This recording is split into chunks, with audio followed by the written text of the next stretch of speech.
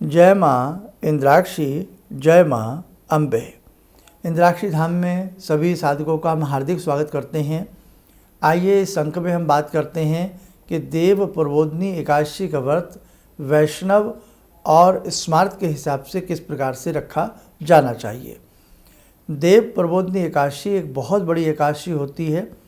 देवताओं को उठाने के लिए खास तौर से भगवान विष्णु क्षीर सागर में शेषनाग की सैया के ऊपर विराजमान हैं और उनके निमित्त जो पूजन किया जाता है वो पूजन अपने आप में बड़ा ही अद्भुत होता है।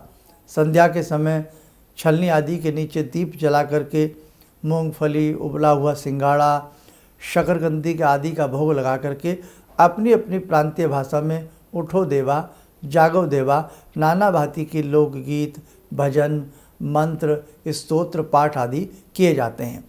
और ऊपर से जब एकादशी का व्रत तो अनेकों साधक रखते ही रखते हैं, तो इसमें इस बार ध्यान रखें द्वादशी जो तिथि है, द्वादशी तिथि 6 हो रही है, इसलिए 10वीं युक्ता एकादशी तिथि 1 नवंबर को है।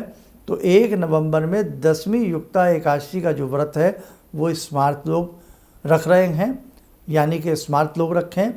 और 2 नवंबर में जो एकादशी तिथि है वो करीब करीब त्रयोदशी युक्ता बनेगी रात्रि के समय जा कर के। तो कहने का मतलब हमारा यही है आपसे कि जो वैष्णव जन हैं तो वैष्णव 2 नवंबर का एकादशी का व्रत रखें और स्मार्त जो हैं वो 1 नवंबर का एकादशी का व्रत रखें। और कई बार हम स्मार्त और वैष्णव की संज्ञा नहीं जान पाते हैं, तो उस हिसाब से आपके भाव शुभ हों, आपकी भावना भगवान के प्रति बहुत अच्छी होनी चाहिए। तो हमारा तो कहने का भाव यही है कि 2 नवंबर की देव प्रबोधिनी एकादशी है, तो आप चाहे 2 नवंबर का भी यदि भगवान के प्रति पूर्ण समर्पण भाव रखते हुए ये व्रत रखते हैं तो किसी प्रकार की कोई शंका मत करना।